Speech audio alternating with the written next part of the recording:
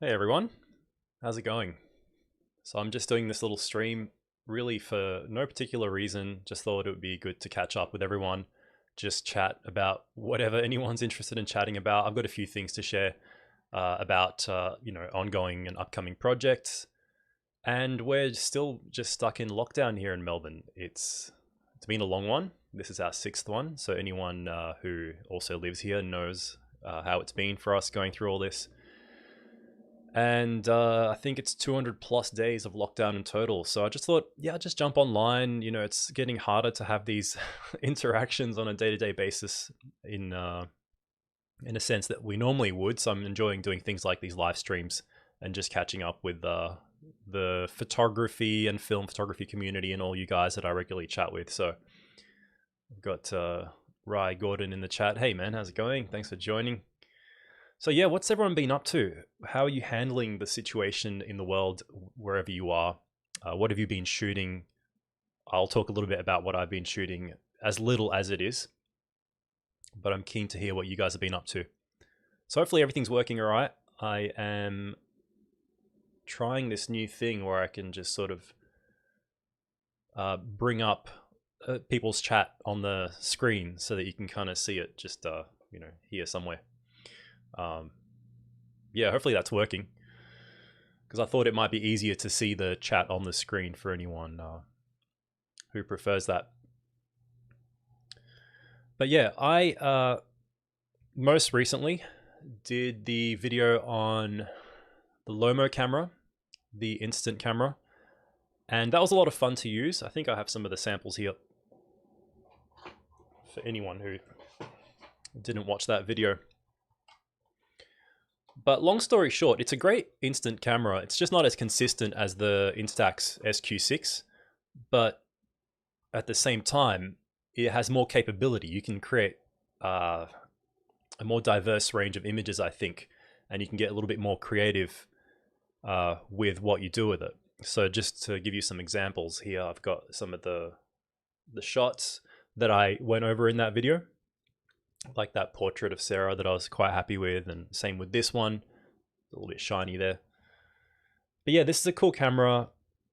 The summary was that I really like the increased focal length and the fact that you can get a bit of shallow depth of field and a little bit more control over your exposure. Even though the auto exposure is a little bit inconsistent, it was a camera that I found fun to use. So, you know, if you haven't seen that video, if you're interested in instant photography, I really like the square format when it comes to instant photography. And Fuji Instax being cheaper than Polaroid, it was a lot of fun to use. So check out the video if you want to see the full, summary and review that I had on that camera. But I've got Jordan in the chat. Hey man, how's it going? And Rye, at this rate, I could publish a full book of photos I've taken of the tree in my backyard due to lockdowns. Yep. Psychic. Hey, Hamish is in the chat. How's it going, man? But yeah, I like this little feature here. I can bring up the chat, so that's cool. And just finished my first roll. I don't know when I'll be able to develop, as I have to go over another city to find a lab. Wow, that sucks. That still develops, but I'm excited to finally get to see the results. Yeah. I kind of know how you feel, but maybe not to the full degree.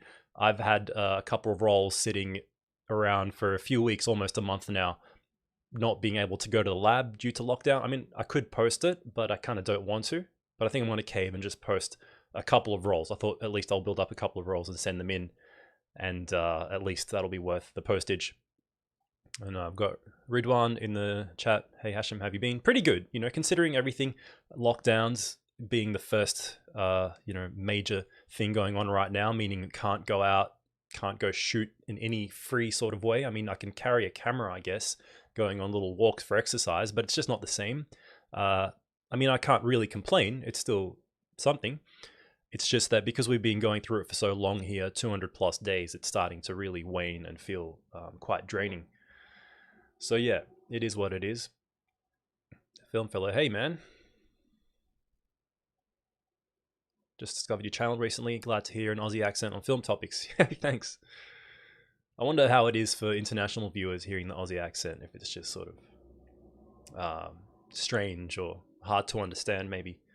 Sean, hey, thanks for joining the chat, man. I'm guessing a lot of people from Melbourne might be watching because they're all stuck in lockdown too. So I thought this would be cool to do to just catch up. This stream probably won't stay on the channel. I'll just stream for however long until my camera battery decides to stuff up or whatever, and then just delete it. The Film Fellow just started developing color myself with the CineStill C41 kit. Nice. How are you finding it? I have heard that it's pretty easy to use. It's meant to be kind of an easier kit than the Tetanol and such, where it's less steps. Josh from Frames Per Second. Hey, man. Aussie accent's cool. Good to hear. Technol Bismol. I don't know what your username reminds me of. It's obviously a play on a brand, something maybe an American brand. I've heard it in Seinfeld, like Pepto Bismol or something. Is that what it is? Can you explain that? Because I'm trying to remember where I've heard that before. But hey, from Central US, long way away. Thanks for joining. And Sean. So I've got the chat in a weird place on my screen, so I kind of have to look off here. I've noticed lockdown has actually made me sadly lose interest to photography and cameras. I bought a new Nikon, can't really use it. The Z5, is that the one that's looks like a film camera, looks like an old Nikon F? I don't know what to think of that, if it is that one. It looks cool, but I heard it's a bit plasticky. Made a new hobby, espresso coffee machine at home. Yeah, I've been thinking about doing that too, actually.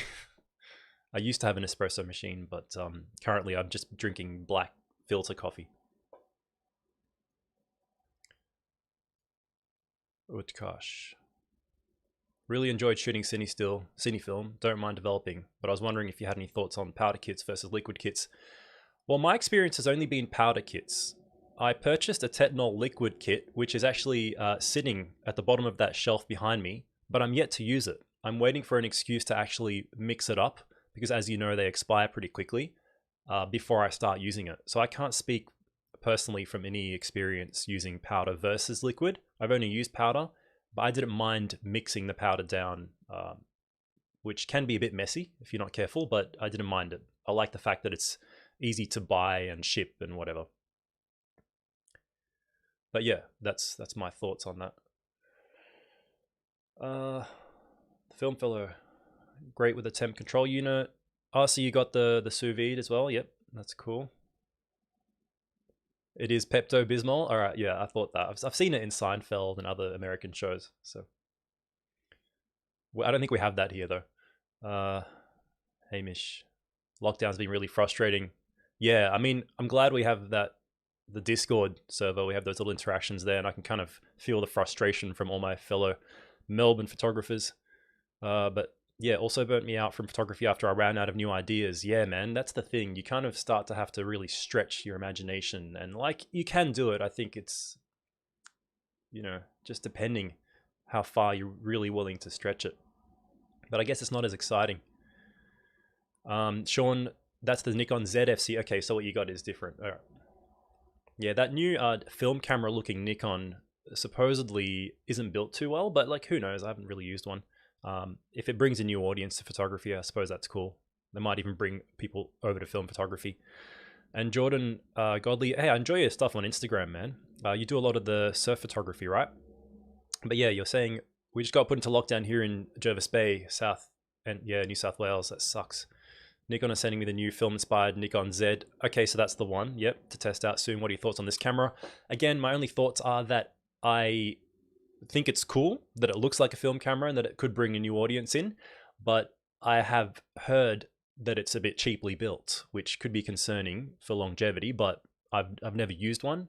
When I saw it, I thought it was really cool. I have a Nikon FE and it looks a lot like that, so I thought that was cool the way it looks. But then again, it's not full frame, is it? So not that matters, but like how much quality have they put into it? How many lenses is it compatible with? If it was full frame, you could use almost any Nikon lens and adapt a lot of other lenses, but I'm not sure. Okay, yeah, clearing up the ZFC. Pepto Bismol, cool.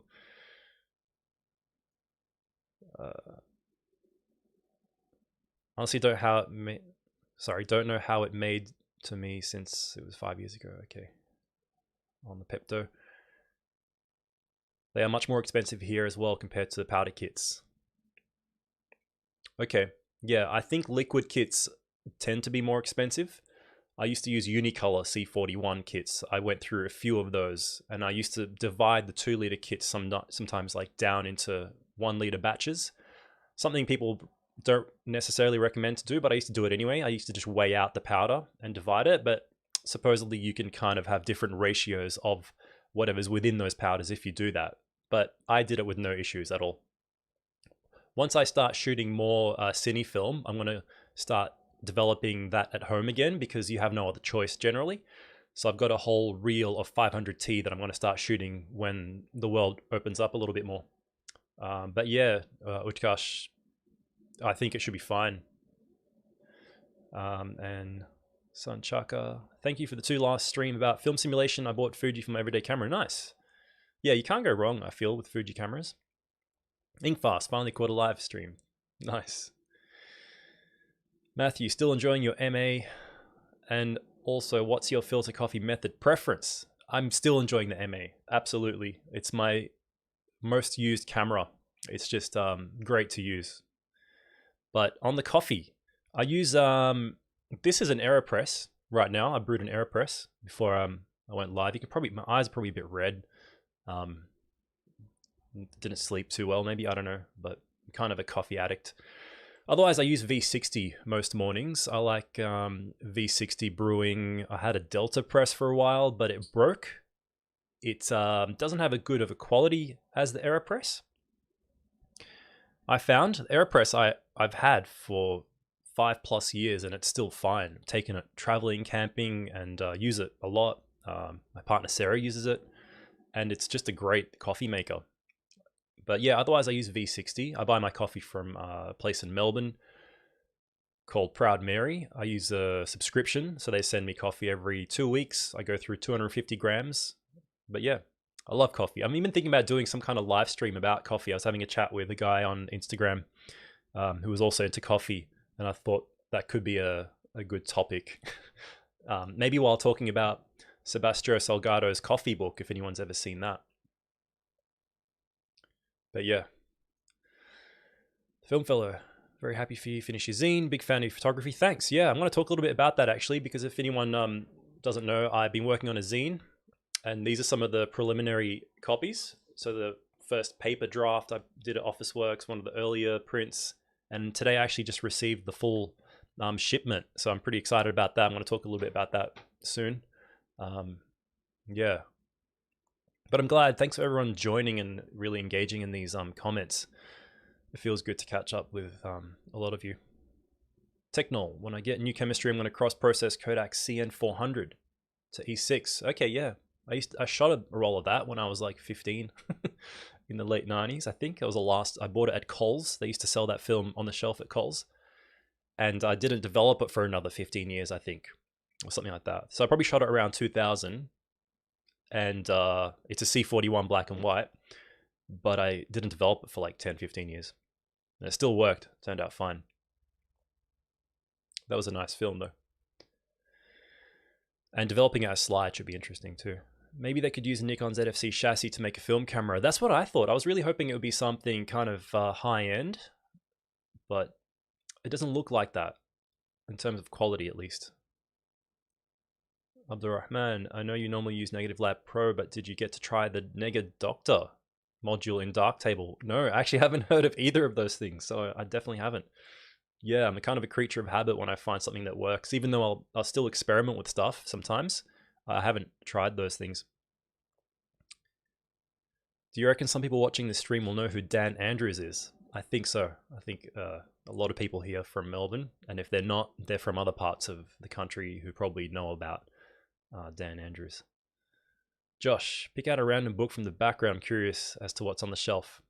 All right. I might do that. Let me just check this next comment. Alexis, what are your feels about old digital cameras? My love for film has recently transferred over to early digital. Some of the shared limitations of film, like shooting slide film. Yeah, I think it could be cool, especially if you find a digital camera that has a unique look. Because the thing with digitals is they'll often have kind of a repeatable look that is indistinguishable almost, and it depends more on the processing and the lens maybe. But if you look back at some of the earlier sensors like CMOS sensors and early Fuji cameras, or even the first Canon 5Ds and whatever, a lot of people really love them because they give a unique look, and you can get them really cheap. And at the end of the day, the resolution, megapixels don't really matter too much unless you're printing big. So I think definitely go for it. It's kind of like some of them have become vintage by now. So that's, I think, something that's always popular. But let's grab a book, as Josh suggested, and maybe I'll get something that I recently bought.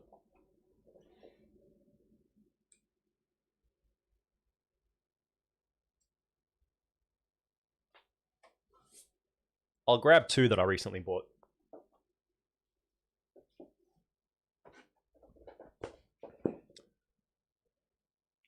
Just to give you guys some inspiration.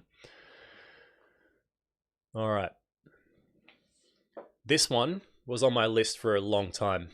Sergio Lorraine, his self-titled book. I did a live stream about one of his other books. So this is my favorite photographer, by the way. And in that stream, I talked about how I was wanting this book. This is the book that exposed me to him. It was a friend's copy that I looked at 6 years ago or something. And I noticed it was getting rare, prices were going up. And I finally had a bit of extra cash and saw a good deal on this. And I pulled the trigger and I bought it.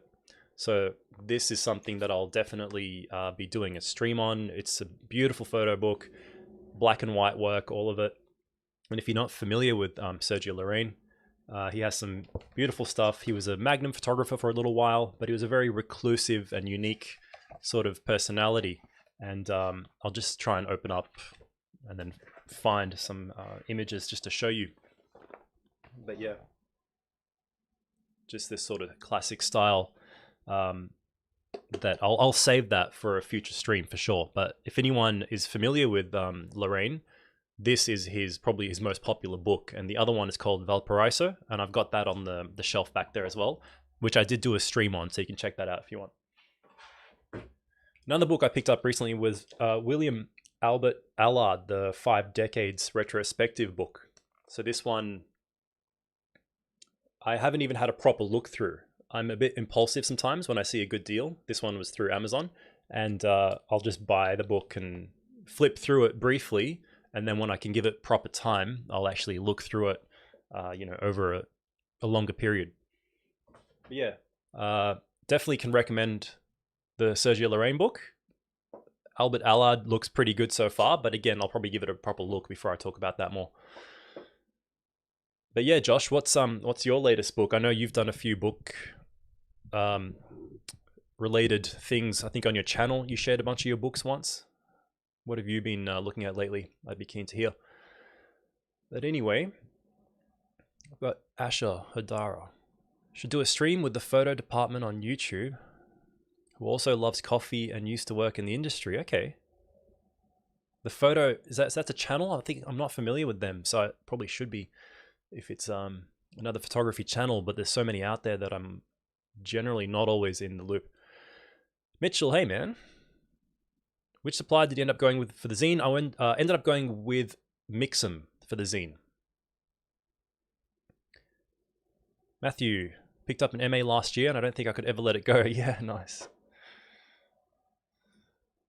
Still got to try some AeroPress pour overs for now. Yeah, I'll probably do pour overs more because I like that slow therapeutic process in the morning. But the AeroPress is a bit quicker and easier. Vanessa, hey, I just turned in. Am I late? Oh, you're never late. It's just a live stream. We're just chatting. But thanks for joining. People really get my name right. Yeah, it's an Arabic name, so I'm got Arabic origins, so it's easy for me. Same with Ridwan. Will you do an international shipping for the zine? Yes. So I will be shipping international. So let's talk about that a little bit, because one thing that's challenging with selling something, for one, is obviously the shipping cost in general. Number two is shipping internationally, which has become more of a challenge now than it was before, especially when it comes to between Australia and other countries. it seems to be really expensive, whether we're buying something from Europe or the US, for example. Unless the shipping cost is subsidized by the seller or the company, shipping can be very expensive. And I didn't want to make a zine and have someone have to pay, the same cost as the zine to ship it over to their country. So what I've done is kept the zine small, for one. And I'll show you, I just actually received the full shipment of the zine. So I've got a box of them here. And I'll show you one of the copies. So it's an A5 zine, just for perspective there. Meaning I can keep shipping costs low by sending it as a letter, which means the postage is slower, but it's cheaper. So within Australia, it's $5. And this is taking into account the packaging and the labeling and, the shipping and handling that's going to be involved with sending all these out, because I wanted to make it accessible. And the sample packaging I'm looking at is this one here. It's like a little A5 sized cardboard, corrugated, recycled cardboard envelope. And it's pretty rigid. And it's got one of those rip tab sort of things, so you can just rip it open. Meaning within Australia, $5 shipping works out well. And it just sort of fits perfectly in there. And it's going to be shipped in those ideally. So that's how I'm approaching shipping. And with international orders, I think I just sort of put a flat rate for shipping, even though it could cost a little bit more, a little bit less. When I take into account the overall costs and everything, it works out pretty well, because it's not sort of like a photo book. A zine is meant to be a smaller sort of fun project. It's not, a hardcover. It's a staple bound zine. So it's something that you'll sort of flip through, and doesn't have as much of that kind of value as maybe a full photo book, which you can justify paying $20+ shipping for. But with the zine, I wanted to keep it a little bit more cost effective and ship it with the slower but cheaper method. So because worst case scenario, it is a lower cost item, I would rather just sort of replace a lost or damaged one in the rare case that might happen, rather than charge people a lot for insured and tracked shipping. So that was my approach with that, since it is just a zine, I guess. But yeah, that was that question did bring up a topic I want to talk about. So yeah, thanks, Red One. Gosh, do you have any recommendations for buying Cinefilm apart from Melbourne Film Supply? Are there others out there? Okay, I'll be honest, I don't buy Cinefilm locally. Even CineStill, since I worked at a camera store where I used to get a discount, I buy Cinefilm online. I bought it on eBay most of the time, or from a store in the US, the Film Photography Project, so FPP. And most recently, it was another supplier. I'll grab the actual canister. It was these guys. So it comes up as Multipix, but they're called Photo Warehouse. They're based in the US. Sorry, I'm not speaking into the microphone.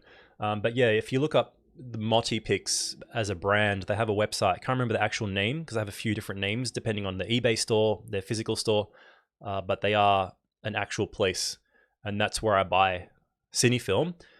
Except I bulk load it. I load it myself. I have bought preloaded cans before on eBay, and I think some of these sellers also sell it, but it works out a lot cheaper, to be honest with you. I know Melbourne Film Supply sells it too, and they're not too bad in terms of their price, but I already went ahead and bought a bulk roll. I find it more cost effective, and that way you can load up as much as you want. So that's how I go about buying Cinefilm, but I just haven't cracked that open and shot any for months since I've bought it. Again, because of lockdowns, because of the prohibitive nature of actually trying to go and shoot through multiple rolls and then justify the development. Mark Moto, Leica M9 has a unique look. Yeah, for sure. And someone before asking about getting older digital cameras, I think because Leicas are generally so expensive, if you wait for them to really become a bit older, like the M8s and M9s, a lot of people go and snap them up for way less than they ever cost new, in the realms of about $1,000 or whatever, and get that compatibility with all those great Leica lenses and some of the unique look of those older sensors. And I know a lot of people who actually enjoy doing that. But yeah, sorry guys, I think I'm falling quite far behind in the chat, so I'm going to try and really catch up through it. Vanessa, torn between FM2 and F3, which you'd recommend. If you like a streamlined style of shooting, the f3. If you want a little bit of sort of pizzazz and features, but if you like a more mechanical experience, something more of that bulletproof feel stripped down, the FM2 would be better. But I know that probably doesn't really help you much. I think, yeah, at the end, it's just going to be my opinion there. I use the f3 bulletproof. Yeah, I mean, they're both pretty bulletproof. Nikons in general of that era are great. You can't go wrong. Maybe look into the features. If you bring it down to the actual features the f3 offers, like little things like the little shutter curtain, if you do a lot of long exposures, for example, the different ways they work in terms of the light meter. So I might prefer the light meter of one camera over the other. If you look through and actually hold one and try it, that might help you as well. Vanessa, dude, I got an f3 for about 100 Canadian a few months. That's pretty good. Sold it. I'm regretting it now. Oh man. Yeah. See, they go for about 500 plus Australian dollars. So that's, yeah, even that's still 300-400 Canadian, I think. Yeah. What can you do? Technol, best question is how you'd get the 1 hour photos. Neon sign. I've always been curious. I spoke about this in a previous couple of videos, but basically it used to belong to a photo lab. Actually, my cat, you're going to see him jump up. There's Winchester. He gets a bit curious. But it used to belong to a local lab that was shutting down. I was friends, sort of not friends, but I was a regular customer with the guy. I used to always have good chats with him. Sarah and I used to go and use his lab. So when he shut down, he was kind enough to gift it to us. Alan, with COVID, I've been shooting at home a lot, mostly shooting daylight rated film. Do you recommend using conversion filters? Not really, to be honest. If you're going to scan it, you can convert and correct in the scanning process. So I wouldn't really bother unless you want to experiment and just see how it differs. It does make a bit of a difference. It might make correcting it in post easier as well. So if you have the filters, do it. If you don't already have them, I wouldn't recommend buying them if you're planning on scanning. Asher, it's a channel. Oh, yeah, so the photo department. I'll have to look into that. Great channel. Yeah. All right. Callum, hey Hashem, what's your experience with traveling film? Traveled daily for work, had to go through x-ray machines. Well, to be honest, I never bothered getting my film hand checked. I used to just put it through the x-rays and I never had any issues that I noticed because it was always film lower than 800 speed. So I didn't really find I had any issues. And I did trips where I traveled through multiple x-ray machines, really old style ones sometimes, and from country to country. So I did multiple passes and my film still came out fine. But I know that for some people, they're not so lucky. So I generally didn't bother with it. I know that most modern x-ray machines shouldn't have any negative effect. But then again, I still hear about, that rare case where someone does have their film affected. Josh, I have a reprint of Street Cops by Jill Friedman coming in September. Nice. Yeah, I bought a copy of Wim Wenders's book, actually. I'm waiting for that to come from the UK because I have this smaller book that I've chatted about, but then someone on Instagram said that they bought one of his larger books. Now I've forgotten the title. I think it's called something in the West, something to do with the West Revisited maybe. So I saw that and I went and bought a copy of that. But yeah, it's exciting waiting for a new photo book. Glad to hear about international shipping. Would love to support it. Yeah, thanks. For anyone who is interested in the zine, I put a link to it in the description. And I was doing a pre-order sort of thing where I gave the 50 first pre-orders a bonus 6x4 print. That's all been allocated. But I still have plenty of copies of the zine. I'm hoping to sell about 200 in total. And I probably won't do another run of this one. I want to focus on different projects after this. But yeah, it's still available for pre-order for the same pre-order price of 20 Australian dollars, which is about 15 US dollars. So I tried to keep it sort of reasonable there. And if anyone is interested, it is in the description of this video. Matthew, if you could only shoot with 2 focal lengths for the rest of your life, only travel to 2 countries outside of Australia, what would you choose and where would you go? That's a good question, man. Focal lengths, I would have to have a 35mm as one of them. And I'm trying to decide if I would do a 35 and a 28 or a 35 and a 50. I'd probably go 35 and a 50. It's just a bit more versatile. 2 countries. See, I haven't been to many countries. I've traveled a little bit, but not a lot. And I've been to Japan quite a few times because I love Japan and the culture and everything there. So that would definitely be one of the countries. But I feel like there's a lot that I've yet to explore that could be something that would fill in that second choice. But yeah, I've been to, New Zealand and Bangladesh and Nepal and Japan, and I've been through some of, Malaysia and Singapore for only short stopovers, but I haven't really been to many other countries besides that. So Bangladesh would be the next place I think I would want to go to, because again, I've only been to less than 10 countries, and photography there was amazing. So yeah, I would have to say those 2 countries. Mao, hi from Mexico, 10:42 p.m. All right, it's pretty late there. Have you ever read Susan Sontag's About Photography? I have, actually, yeah. It's a long and complex book. It's sort of like a bunch of essays. It's very thought-provoking, but it's very kind of word-heavy, and like the prose is very like purple, so to speak. So I found it a little bit convoluted, and it is insightful, but it's still very relevant. So I think if you don't mind a very heavy, kind of wordy book, it is a good one to read, but it's kind of hard to understand some of it as well, especially if you weren't familiar with all the photographers she's referencing and all the other aspects, that she references in that book. But it's a good one. It's sort of like one of those must reads. Jesse, how do you stay motivated to consume photography during lockdown? You just have to create the motivation. There's no real trick to it, and it's not easy. Sometimes I don't have the motivation, but you just have to kind of keep putting yourself out there and analyzing what you have to work with. Fer Miranda, cheers from Argentina. Hey, thanks for joining. Love your channel, thank you. Asher, FM2 feels great to shoot with, super solid, definitely. Winchester, yeah. Sometimes he hops up here on the computer keyboard, but he hasn't done that today. Asher, on the scanners, the CT scanners will absolutely fog your film. Yeah, right. I've heard about those new scanners. Release statements on it. Yeah, you have to be careful, I think, some of these newer scanners in airports. But the thing is, no one's traveling at the moment, so hasn't really been a concern for me for a while. Psychic, my Cine Still sous vide is acting up right now. It doesn't stop heating once it reaches temp. Damn.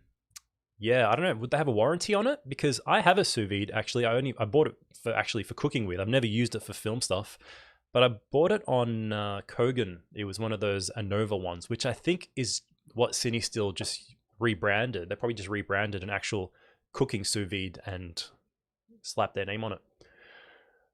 But yeah, hopefully you have some kind of warranty if it's playing up. Alexis, Written in the West. Yeah, that was the book. Shot on a Makina Plowbell. Yeah, Plowbell Makina Lesai for that Plowbell. Yeah, it's a good camera, and I know he did use that a fair bit.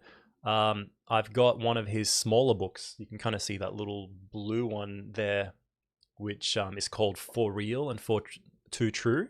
Got a weird title, but I love that little book as an introduction to his work in print format. So I did buy that book you're talking about, Written in the West.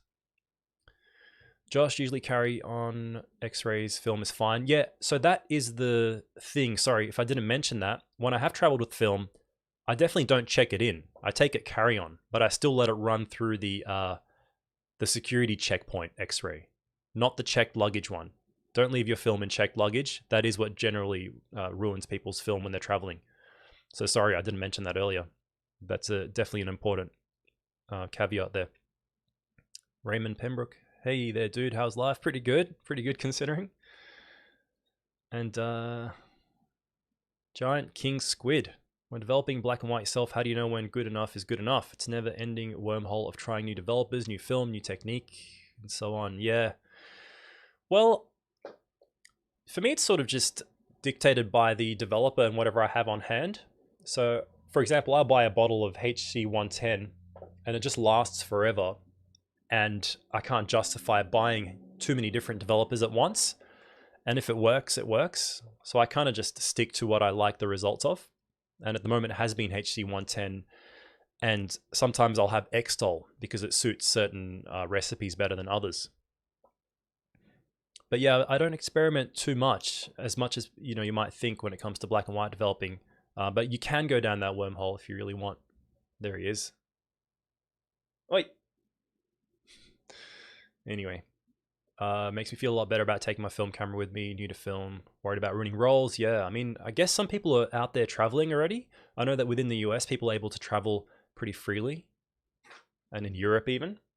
Man, he's destroying my stuff. Am I the odd one out? Thinks 35mm focal length is just weird. I'm sure you're not. I think for a lot of people, it doesn't work, but it is just down to preference. Greetings from Thailand, Andrew. Hey man, thanks for joining. Have you shot with older Russian cameras? I haven't. I've handled them and played with them, but I've never actually owned one. And Ridwan, do you have any movie series you've been watching recently? Feel like sharing about it? A movie I watched most recently was called Rear Window by Alfred Hitchcock. Anyone who is a photographer and hasn't seen that movie, I think you should watch it. It really explores that world of voyeurism that you kind of can relate to as a photographer, and even just someone living in, because the movie's old, it's from the 50s, but it kind of touches on some of the topics we live through today with social media and photography itself and whatnot. And it's just a really good movie. It looks great. It's shot on film, obviously, and it looks beautiful. It's a color movie, which I was surprised by because it was from the 50s. And Josh, if he's in the chat, would probably know more about this. But I don't believe that movie was colorized. I think it was shot on early tungsten stock. I think it was 25T or something. But that's a cool movie. You should watch that. And Trung. 35mm feels right, not too light. Yeah, so 50mm used to be my go-to. I wonder what pushing film prefers. I prefer 35mm as an all-rounder. It's but I was the same. I used to shoot 50 because it's just what came with a lot of film cameras and cameras in general. And it's sort of what you get recommended when you buy a camera with a kit lens. You get recommended to buy a 50mm prime lens. But when I started to shoot more street, I started to gravitate more towards 35mm because I think street and documentary lends itself to that wider focal length. Trung. So yeah, I hope that makes sense. Not too weird. Josh, big fan of 35mm, good for portraits, landscape, and fashion and street. Yeah, so it's pretty versatile too. The good thing about 35mm is it doesn't get so wide as to distort everything unless you get really close, but it's a good happy medium. At the same time, it's a bit harder to work with than the 50mm because it does bring in a lot more of the background. But yeah, Trung Hitchcock is a master of visual grammar. Watch all of his films. Yeah. It took me a long time to finally watch that movie as well. And Josh saying Rear Window is the best Hitchcock film. Betched Hitchcock. Mitchell, I studied that film for my media. Yeah. I want to watch some of Wim Wenders' older movies too, because I've seen Paris, Texas, and his documentary on Salgado and some other stuff, but I haven't seen The Wings of Desire or the other movie. I think he did a movie about a photographer. I'm not sure if it was that one. Mitch, masterclass last year. Media class, yeah. So I can imagine people would study that film as an example of like excellent filmmaking. Daniel, greetings from California. Least favorite film you've seen? Film I've used. Okay. Man. I don't know. Least favorite film I've used. To be honest, there wasn't anything that I would say was my least favorite because of the film. I've had a lot of really bad results, but sometimes it's been with a good film, with an objectively sort of good film. So it's usually been my own fault. So I don't really have a least favorite film stock. I mean, I shot Lomo Metropolis for a review, and even though I thought it was a good film, it just didn't work for me with the one roll that I shot. But at the same time, I wouldn't mind reusing it because I feel like I could get more out of it if I used it better to its advantage. But yeah. Josh, shot in color. Yeah, so it was shot in color. It's really vivid. It's got a beautiful look, and I think he built an entire studio with a lot of lighting and whatnot. So it's just a good looking movie. I have the 12 movie Blu-ray set. Nice, yeah. Rear Window is outstanding. More of a Vertigo guy. Yeah, nice. And Psycho, obviously, another good one. Ridwan. It's on my watch list. Definitely want to watch it soon. Yeah. So set aside a night. Just appreciate how long of a time ago it was, and yet how well it stands up. And just to watch that movie, it's great. My dream is Canon 24 1.4. Yeah, that would be pretty rare and expensive. Oh, okay, $6,000. Yep. Hitchcock's amazing. Yeah, nice. For anyone who hasn't seen Paris, Texas, by the way, which I mentioned earlier, I think you'd really like that as well.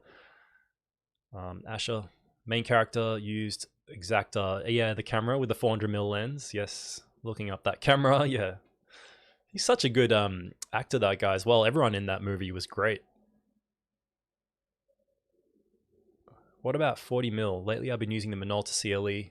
Yeah, I love 40mm. I've had a couple of 40mm lenses. The Nikon had the Voigtlander Ultron, which was really good.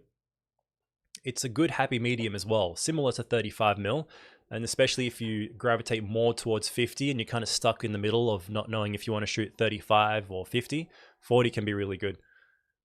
And there's a lot of good 40mm lenses out there. They tend to have a good form factor, like that pancake style. So Miranda kind of agrees there. Utkarsh, any recommendations trying to get part-time work or any work in film stores here in Melbourne? I think it's just a matter of right place, right time. And obviously they might consider having previous experience in film or related fields in like photo lab work. But I know every now and then I see adverts for film labs advertising. And I think Work in Process at one point was hiring. And even a new place in Fitzroy. I can't remember the name, but it's like one of those DIY photo labs. Yeah, to be honest, I can't really help there. It's just a matter of being in the right place, right time when someone's looking, I think. And then obviously the experience thing. Did you do VCE media in high school? No, I didn't. I didn't really do any media stuff in high school, not until after that in TAFEs, which was in WA. And then in uni, I did a bachelor's of multimedia and screen and TV stuff. Ever push or pull film an extreme amount just for the abstracting effect? Not a huge amount. Usually 2 stops is the most I've done. Josh on Hitchcock, Dial M for Murder. Yeah, so that has Grace Kelly as well, right? I haven't seen that one. 3D back then was super dark. Yeah, that'll be weird. Just rewatch Drive. That's another great movie, actually. Yeah, great soundtrack. I agree. That's a really cool movie. Hans, where do you feel your photography will take you? Do you have any projects particularly excited to work on? Been enjoying content during this pandemic? Thanks, Hans. Currently just working on that zine that I mentioned, which I was just showing earlier in case you jumped on. That's the sun-dried strip. And it's just a little A5 paperback zine with some street photography that I started doing 4 years ago that sort of started to tie up about 3 years ago. And then it was delayed a bit because of 2020. But I'm currently working on more of a street photography series in the broader sense, whereas this is kind of more close-up abstracted stuff. Just to give you an example. So that's one of the spreads from the zine. And what I'm currently working on is more kind of traditional, wider street photography with a little bit more presence of people and daily life stuff here in Melbourne. Matthew, I shot 50mm for years, fell in love with Voigtlander 40. Yep, it's a good lens. Primarily, Roger Deakins was a huge fan of length. Yeah, okay, he does use it a lot. Now I'm a 35+50 guy. Yeah. So I also made the transition to swapping between 35 and 50. Paris, Texas, pure visual treat. Definitely. All right, so you have seen that. That's good. Recommend people check out Wim Wenders' Polaroids. Yep. I've seen a few of his Polaroids in that smaller book I mentioned, which I probably will do a video on as well in the future. It's a great little book. Gosh, no worries. Ikigai hired a new trainee. Yeah, nice. Do I want tea? I've got coffee, Sarah.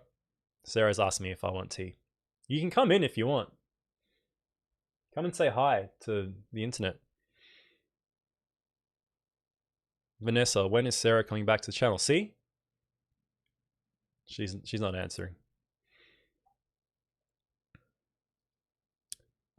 Lewis. Yeah, we want the Minolta XD review.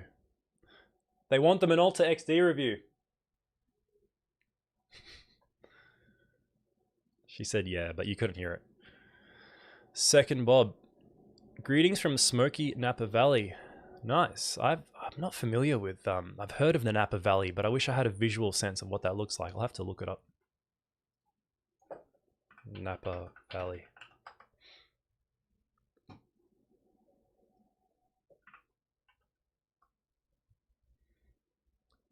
So images of wineries and stuff come up. Okay, I see. All right. I have a visual idea now.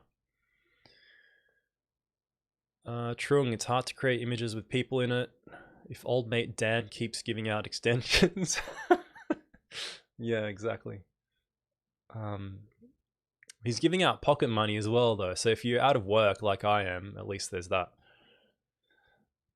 Deacons doesn't like going longer than 40 mil. Yeah, he's just a master of setting up compositions and shots and set pieces in his movies. Really good. And if anyone hasn't seen No Country for Old Men, I'm pretty sure he shot that, even though it was a Coen Brothers movie. Definitely check that out. Suggestion for an interview. Sorry, I'm going to close this other window, getting in my way. Like you did with Jason, Commonfelt YouTuber William Sheepskin. Interesting and beautiful photos and off-center character. Okay, I'm always looking for more of those interviews to do, so I'm going to just type that in. So I'll have it there for later. William Sheepskin. Cool name. Photographer based in Cape Town, South Africa. Okay.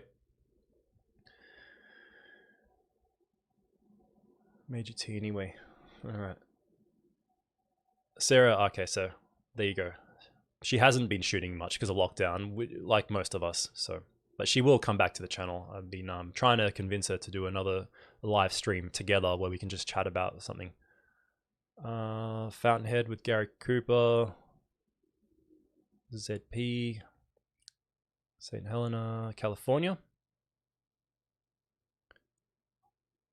Sorry, I think I missed something earlier.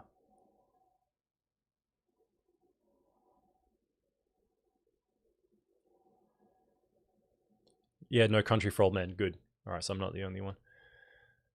Technol, thinking about jumping straight into 8x10 large format from 35mm because why not? Okay, that's good enough reason. Why not? The money, man, the price. But yeah, I guess if you can justify the expense of shooting 8x10, because it's really the developing, I think, the buying the film and the developing, which is what makes it, for me, so expensive and prohibitive. I would rather shoot 4x5. At least that's a little bit more accessible. But I know it can't match the results of 8x10. Okay. Sheepskin is good. Okay, I haven't seen that channel at all. I haven't even heard of it. I'll have to check it out. Assassination of Jesse James by the Coward of Robert Ford is my favorite Deakins film. Yeah, No Country was Deakins. He works with came up as Acorns. I think autocorrect changed Coens to Acorns there for you. They should call themselves the Acorn Brothers. That would be funny. I watched Blood Simple actually recently as well, which was the Coen Brothers' first sort of big breakthrough movie, and that was actually pretty good too. Do you shoot medium format? Thoughts on the medium? Yeah, I definitely shoot medium format. Actually, you reminded me of something that I wanted to share with you guys. There's a guy I met. His name is Cheyenne, and he came to Melbourne earlier this year when we were out of lockdown for a bit, and I had a little meetup in the city, and he gave me some of this expired rare Agfa film. It's called Ultra 50, and I'm currently shooting that in my Pentax 645, but it's been in the camera for about a month at least. Because of lockdowns, I haven't been able to really because I want to try and make best use of the film. And he advised me, shoot it in bright daylight, colorful subjects, avoid overcast conditions, which there's been a lot of lately. And it's been hard. I haven't been able to get many shots. I'm getting there. I think I'm up to 12, 13 shots on the 645, which gives me 16. So I'm going to finish that and send it off to Halide Supply with some other film. And then I'll share the results. Maybe I'll do a little short video or a live stream, assuming something comes out. He said it was cold stored its entire life, which is really rare. And I'm very grateful. In case, Cheyenne's here. I don't know if he is. But yeah, he gave me this roll, and I'll try and share some of those results if it comes out. Sarah, medium format is yum. Yep. Worked with the Collins, yeah. Not the Acorns? Alright. Acorns is a different bunch. Vanessa, can you make your own channel? Sarah's talked about making her own channel a lot, and I keep telling her to do it, and she just doesn't do it. See, there you go. Thought about it. Wouldn't be on photography. Still, should still do it. Feel free to send me some AGFA with your zine. That was the only role he gave me, man. But on another note, I had another guy I had some chats with, and he's in the Discord server too. So if anyone wants to join that, I forgot to put the link in the description this time. But if you check back on any of my other previous videos, I usually put the link to the Discord server in the description. And by the way, they just put out this really cool short movie with Danny DeVito in it and Aquafina and some other people about the kind of whole Discord, making of Discord or whatever. It's actually pretty funny. So if anyone's into that, check it out. But yeah, Michael sent me this film, which is some expired Vista 200. Used to sell so much of this when I worked back at Michael's. But he was really nice to send me a bunch of films that he wasn't using, and a really nice letter, and some other films besides this as well, including some black and white stuff and a roll of portrait, I think. And yeah, it's just really nice, to have received all that stuff from a viewer, from someone I'd never met until having those chats and interactions in the Discord server. So yeah, I've got that film as well. And I feel like, because I don't know how soon I'll be able to use all this film, especially with lockdowns and whatever, I would like to try and pay it forward and maybe do some kind of giveaways or something. I'll check if he's all right with that, because it would be cool to give some of this film back to the community, including what I've been gifted from not only Michael, but some other people as well. But Daniel, do you ever have the chance to use Fuji pack film? I didn't know. I mean, I was aware of it, and I would have had the chance to use it if I was into the medium, but I just never really got into it. Even when we did sell it, I used to work at the Michael's film department, and we used to sell it here and there. And I used to see people's results, and back when it actually just cost a normal price, like $20 a pack or whatever. But I just never had a camera for it. I never actually got into it, and I don't regret it. I mean, it would have been nice, but I just never got into it. But one of my friends, Ernest, uses it a lot, and I've seen him shoot it in his large format camera and in actual kind of Polaroid land cameras, and you get some great results. And I have shot a couple of frames on his cameras, but I've never had my own camera that shoots pack film. Trevor on the 1 hour photo sign. So yeah, someone asked about this earlier. It used to belong to a small independent film lab that I used to go to. And when the guy shut down, he actually gifted the sign to us. And my partner, Sarah, went and organized that. And it was a little bit broken, but we glued it back together, and it's all good now. I'd subscribe. There you go. We got subscribers already. How dog is it that Geelong is not in lockdown? Yeah. I mean, if they don't have any cases, I guess it makes sense. It is a bit annoying, though, knowing that they go out and do whatever they want. Vista. Yeah, a lot of people love this film. To be honest, I'm pretty sure it's just Fuji Superior 200 or Fuji 200 of some kind. And back when it was around, I didn't actually shoot too much of it. But I did shoot some, and it was nice. It's a good film, but I think because of its discontinuation, it's shot up in kind of popularity, but also because it was such a cheap and accessible film. So I don't really blame people for loving this film. It was never my favorite because I preferred things like Color Plus 200 and C200. But then again, C200 and Vista could have been pretty much the same thing. If I recall, he did a video pushing E100. Have you ever pushed it farther? I have not. Yeah, I haven't been shooting any slide lately. Still have a roll of Vista, Josh. Nice. 200 and 400. Yep. Cool. Started a YouTube channel for our creative works. Cool. Seems pretty hard to grow a channel. Yeah. I don't know. I don't have any specific advice, and I think a lot of it's timing as well. I think starting a channel now might be harder than before. Not that I've had it for that long. I started with my friend Nick in 2016 or something like that. And the first year really didn't have much growth at all. I think it took a year to get to even 1,000. But it was only when I sort of put a bit more focus into it because Nick got busy with his cafe business, and I decided to keep the channel running and make some videos on my own. And I made the video about helping load a camera, and that just took off because there wasn't anything out there at the time. So if you can come up with something unique, something that hasn't been done, that can help people especially, that's the way to go. And obviously once you become more consistent, that's going to help with growth as well. But the good thing about YouTube now is there's a lot of content about making content. There's a lot of content about making YouTube videos, about how to film them, how to actually make good thumbnails and have marketing strategies and whatever, and engage the audience. Something that wasn't really a thing back then. So you can check out like Matty Hapoya. He's starting to do videos about that. But when I started, when Nick and I did it, we had terrible audio, pretty bad video, no structure, no, organization at all. And you can kind of see that if you go back and watch our first videos. So use those things to your advantage if you can. A lot of people out there putting out helpful stuff. Yeah, okay, so Josh has pushed E100 2-stop. So I think I've seen that video. It gets pretty contrasty, doesn't it? And you have to be pretty precise with your exposure still. You have a nice beard. Thanks. It's getting a bit unkempt, I think.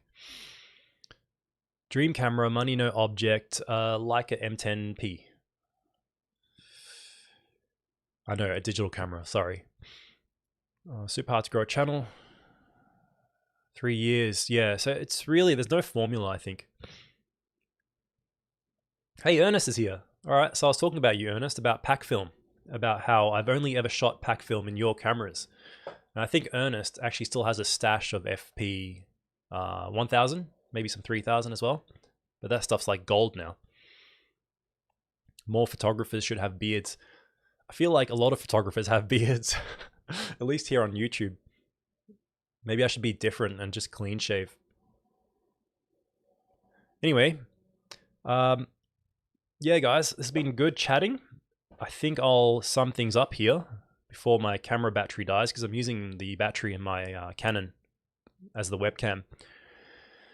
And yeah, what else? I've talked about the zine. Anyone who didn't catch that, I'm going to be shipping this hopefully in September. So I've got all the zines, I'm getting the packaging, and I want to organize the bonus prints for those first 50 pre-orders. So thank you to anyone who's watching who did pre-order, by the way. I really appreciate the support, and I can't wait to get these out. It's been a fun process, and I will make a video talking about everything I've learned through the process, how I went about printing, making drafts, editing the work, shipping it, all that sort of stuff. So if you have any questions, let me know.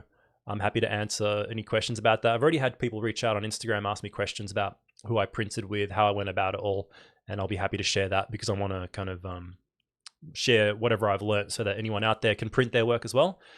And yeah, I'll probably do a live stream as well, a live stream and a more structured video about that. Sarah's first video, grooming Hashim's beard. Nice. That'll be a good one. All right. Cool, guys. All right, let's leave it there. Thanks again for joining.